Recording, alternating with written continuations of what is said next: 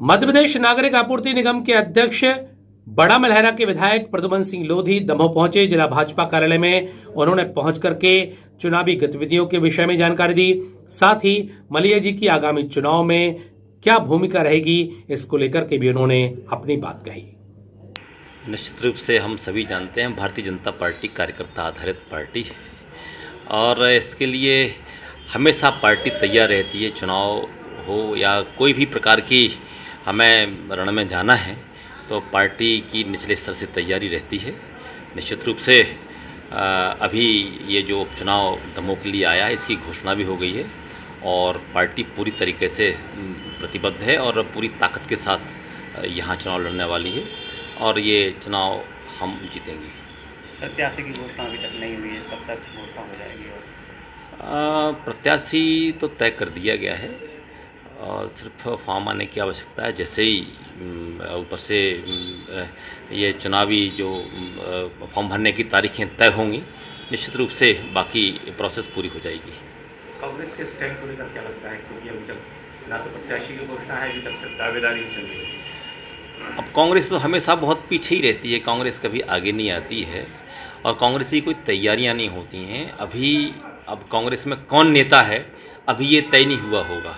अभी प्रदेश में कौन नेता है, किस नेता की चल रही है और उसका यहाँ कौन सा छोटा नेता है जिसको टिकट मिल रहा है, ये चलता है। वहाँ कार्यकर्ता कोई है नहीं, नेता ही है। अब किसी नेता को मिल जाएगी टिकट।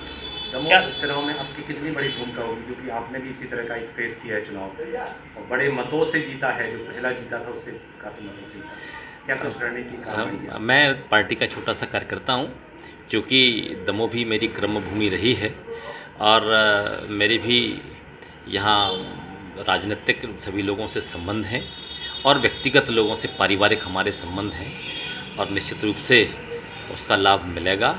और आने वाले समय में जिस प्रकार की सौगात माननीय शिवराज जी ने दमोह के लिए दी हैं, मैं समझता हूँ दमोह की जनता इस बार समझ रही होगी जो बदलाव हुआ है। निश्चित रूप से दमोह आने वाले समय में विकास के पथ पर बहुत आगे जाएगा। पिछला चुनाव कांग्रेस जीती थी, फिर किस आधार पर आप कह सकते हैं कि इस बार भाजपा की जीत होगी? निश्चित रूप से उस समय जो चुनाव हुआ था वो मूल रूप से जो कांग्रेस ने वादे किए थे कि हम किसान का कर्जा माफ़ करेंगे 2 लाख तक, उसमें बहुत से किसान भ्रमित हो गए थे और लोग चाह रहे थे कि निश्चित रूप से हमारा कर्जा माफ़ होगा परंतु कांग्रेस की सरकार कर्ज माफ़ कर नहीं पाई।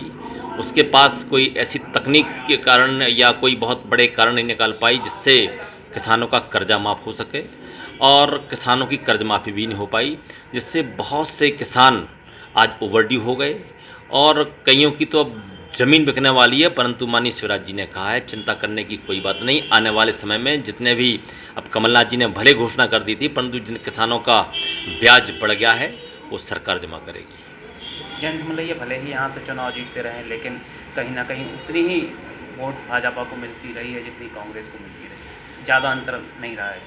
तो क्या मानते हैं? मैं मानता हूँ ये भारतीय जनता पार्टी का गढ़ है। यहाँ के लोग बहुत समझदार और जागरूक हैं। पहली बार पूरे युवाओं का, मैं तो समझता हूँ, एक मांग थी और उस समय मैंने आंदोलन देखा, जो युवाओं के द्वारा आंदोलन उठाया गया कि मेडिकल कॉलेज यहाँ आना चाहिए। माननीय मलैया जी पार्टी के वरिष्ठ नेता हैं और निश्चित रूप से पार्टी ने जितना माननीय मलैया जी को दिया है संभवतः ज़िले में या प्रदेश में उतना किसी को दिया होगा और मेरा ऐसा मानना है कि पार्टी के जितने एहसान माननीय मलैया जी के ऊपर हैं वो निश्चित रूप से पार्टी के प्रति वफादार रहें, पार्टी का काम करेंगे।